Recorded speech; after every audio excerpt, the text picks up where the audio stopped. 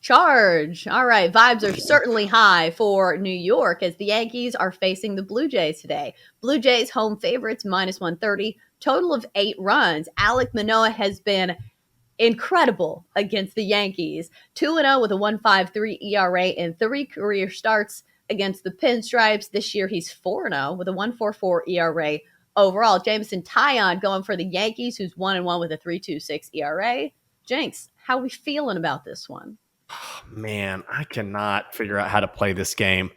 I love Alek Manoah and how he has played so far this season. And I really loved the way he was as a rookie last year for the Blue Jays. And I thought, man, they bring in Gossman. If Manoah takes the next step, the Jays are going to be so good. But minus 130, I don't know if I want to lay that price with a Yankees team that's playing so well. And Taillon has been no joke either. In fact, in his career against Toronto, he's been very, very good. And so ultimately, I think this is a stay away. I might lean Yankees just because of some plus money, but of all the games on the board, Chelsea, this is one I'm not really crazy about betting.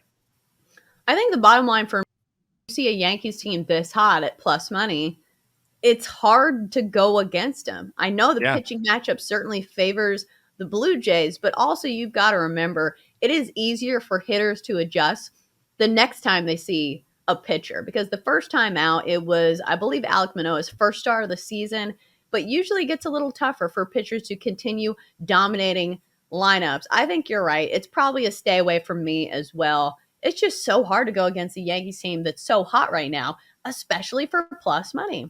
Let's take a look at the Red Sox and the Angels. The Red Sox plus money in this one, plus 105, but they're not a hot team.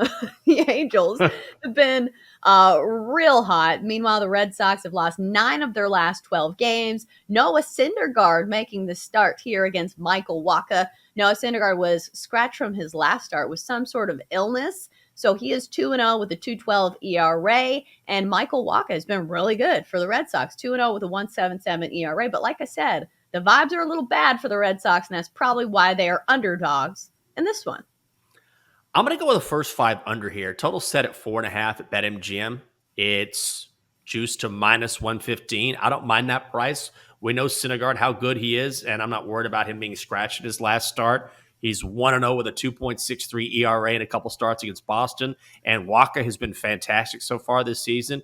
Angels went cold yesterday. The Red Sox haven't been playing great, but I think these two pitchers come out and they pitch well early. So first 5 under is the bet for me. I would not talk you off of that, even though eventually I think we'll see Michael Wacha give up some runs. I think over the larger sample size, Noah Syndergaard is probably the better pitcher here. And this Angels lineup's been really good. One of the top hitting lineups in all of baseball. I think usually the problem for the Angels is when they face the top of the top line pitching. Like we saw them against Dylan Cease. They struck out 11 times, didn't score a single run off of Cease. So Michael Wacha, he is good, but I'm not sure if he's the top line pitcher that the Angels have really struggled against. Let's move on to the Giants and the Dodgers.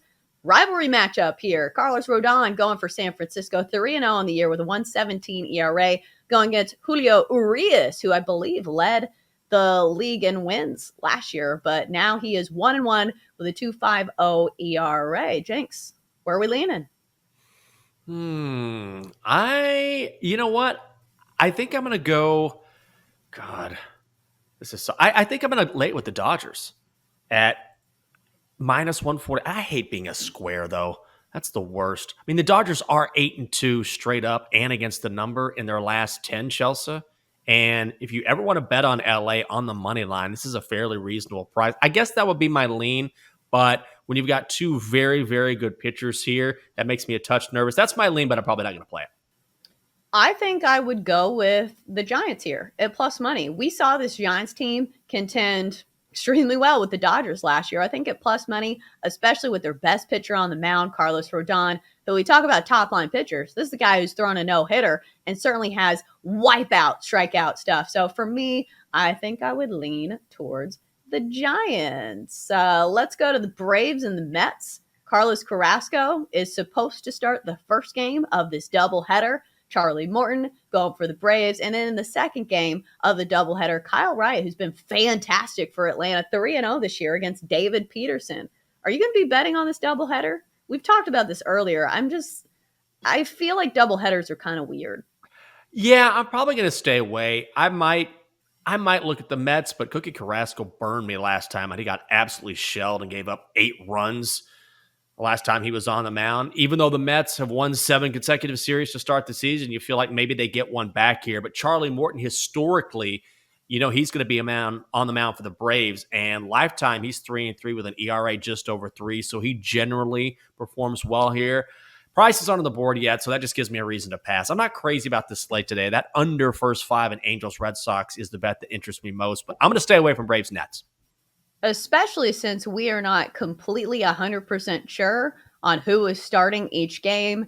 These are the starters that maybe will pitch, but again, this is the reason I don't like betting on doubleheaders. I feel like there are too many factors. I guess this year, at least they're 9 innings. Last year was 7-inning doubleheaders, which is even wonkier. But for me, this is why I stay away from doubleheaders. I just feel like there's too many factors, and it's just a little weird.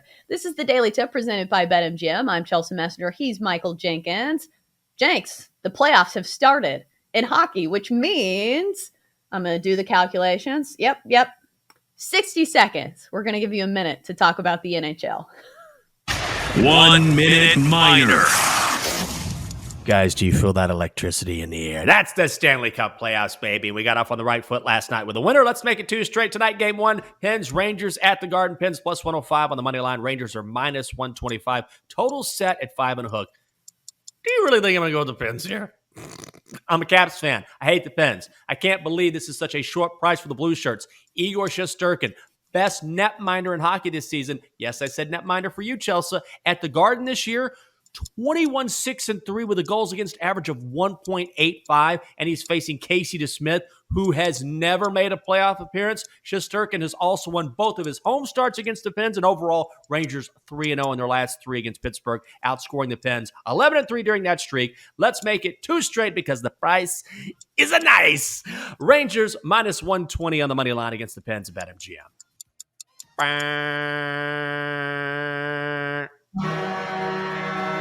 There you go. Woo. All right, Jenks. On a heater, he's won 1 straight game. Can he make it 2?